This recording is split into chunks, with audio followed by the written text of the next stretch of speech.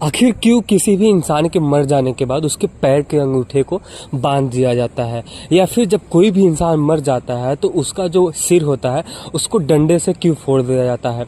और तो और जब कोई भी इंसान मर जाता है तो उसके पास आधी रात तक या पूरी रात तक उसके घर परिवार वाले क्यों बैठे रहते हैं। तो अगर आपको सच में ये सारे फैक्ट्स के बारे में जानने हैं तो आपको लास्ट तक पूरे वीडियो में बना रहना पड़ेगा।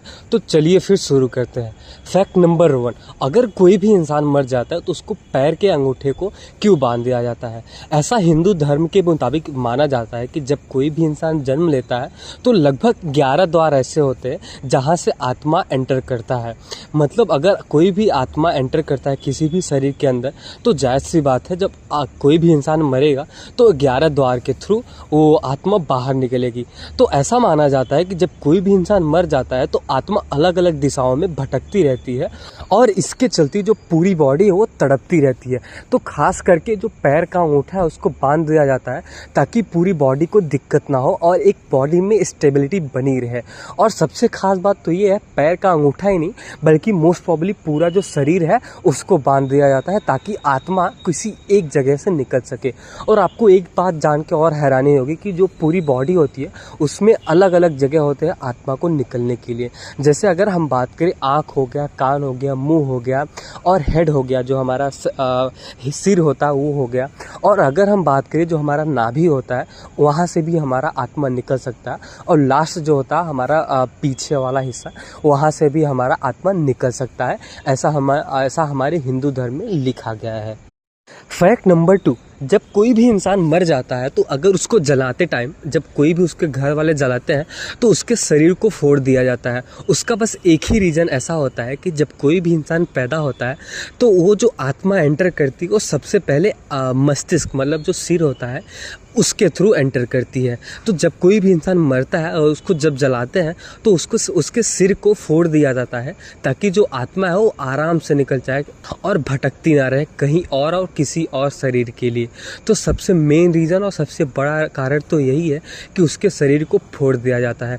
और एक बात जान के आपको बहुत ही ज़्यादा हैरानी होगी, जो मरने वाले का सिर फोड़ते हैं उसके घर वाले ही होते हैं। जैसे बेटा हो गया, भाई हो गया या फिर बाप हो गया। तो सोचो, मरने के बाद इंसान का भी नहीं रहता, अपने ही माँ बाप को एज अ शरीर को, उसके मुंडी को, उसके सिर को तोड़ डालते हैं ताकि आगे आने वाले टाइम में उनके आत्मा को कोई भी दिक्कत ना हो।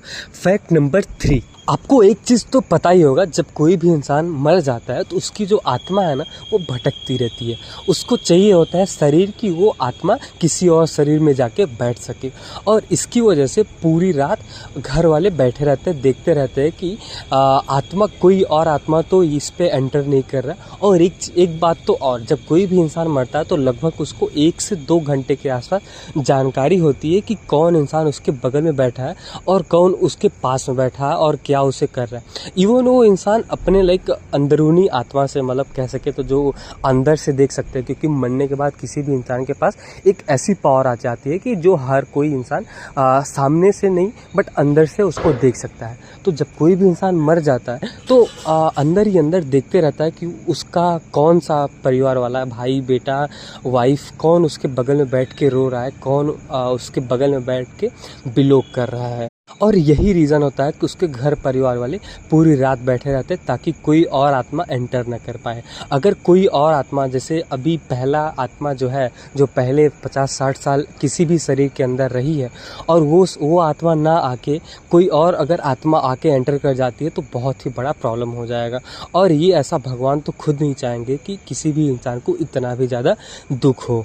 और सबसे ख़ास बात तो ये, जब कोई भी इंसान मरता है तो उसको इतना ज़्यादा कष्ट होता है, लगभग 1 से 2 घंटे पहले ही पता चल जाता है कि वो इंसान मरने वाला। बट सोचो, इंसान वो उस टाइम भी कुछ नहीं कर पाता, फिर भी वो वही चाहता है कि ये मेरे पास अभी भी इतना पैसा नहीं है, उतना पैसा नहीं है, अगर मैं चाहता तो 10 साल पहले इतना पैसा कमा लेता या फिर और ज़्यादा कमा लेता। इसी के चलते वो इंसान कुछ ना कुछ सोचता रहता है और उसको नरक के द्वार ही भोगना पड़ता है।